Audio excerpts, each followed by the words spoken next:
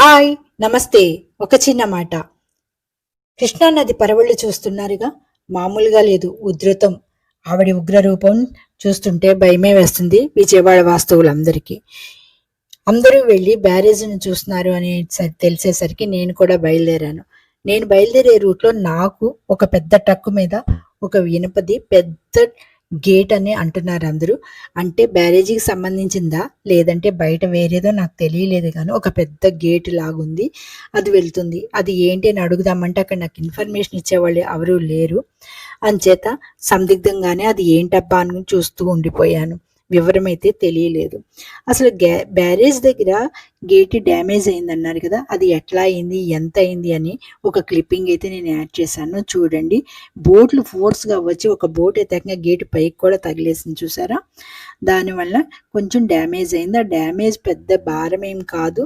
కాకపోతే వెహికల్స్ అయి ఎళ్ళకుండా ఉంటుంటే ఇంకా జనాలందరూ వచ్చి చూసేస్తూ ఉంటుంటే ఇంకా ఉధృతంగా ఉన్నారు కదండీ! జనాలు అసలు ఆగట్లేదు.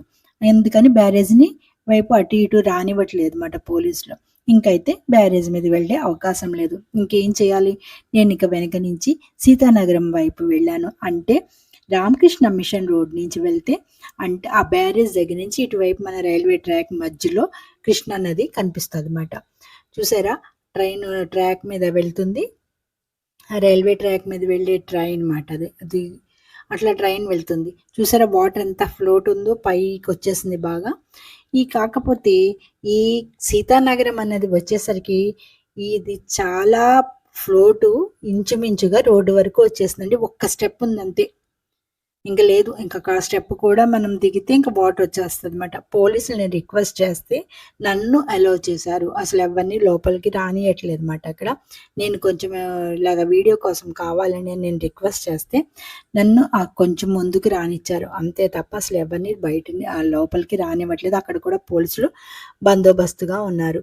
దానికి తగ్గట్టుగా అక్కడ బోట్స్ కూడా ఉన్నాయండి.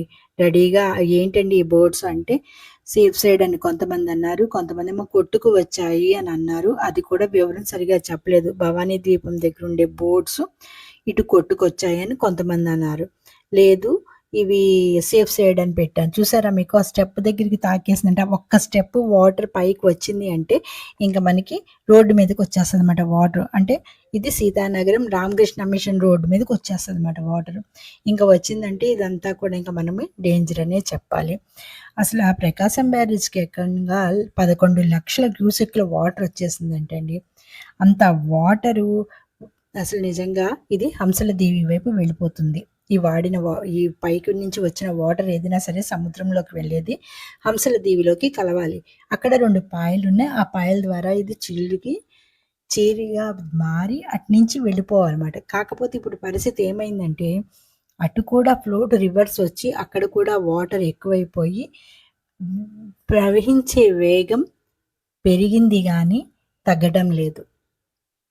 దాని వలన మనకి రివర్స్ అయ్యి మనకి ఎక్కడ ఏ చిన్న పొరపాటు జరిగినా వాటర్ మాత్రం విజయవాడని ముంచెత్తేస్తుందనే చెప్పాలి. ఇలాంటి పరిస్థితుల్లో ప్రతి వాళ్ళు కూడా ఒకరికొకరు సాయం చేసుకోవాలండి. తప్పదు. ఈ ప్రకాశం బ్యారేజ్ మాత్రం అటు ఇటు వెళ్ళకుండా బ్యారేజ్ డ్యామేజ్ వచ్చిందని ఆపేస్తే 2 వీలర్స్, 3 వీలర్స్ అట్లాగే 4 వీలర్ వెహికల్స్ వరకు అలౌ చేసేవారు. ఇప్పుడు అది కూడా అలౌ చేయకపోతే మనమైతే ఇంకా మంగళగిరి నుంచి విజయవాడకి కమ్యూనికేషన్ అంటే వెహికల్స్ ఎళ్ళకుండా ఉంటే ప్రతీదీ కూడా వారధి మీంచే అవుతుంది. అప్పుడు ట్రాఫిక్ అయితే చాలా ఇబ్బంది అయిపోతుందన్నమాట. ఇంకొక విధంగా చెప్తే మార్గం లేకపోతే కమ్యూనికేషన్ కట్ అయిపోయినట్టే అక్కడికి.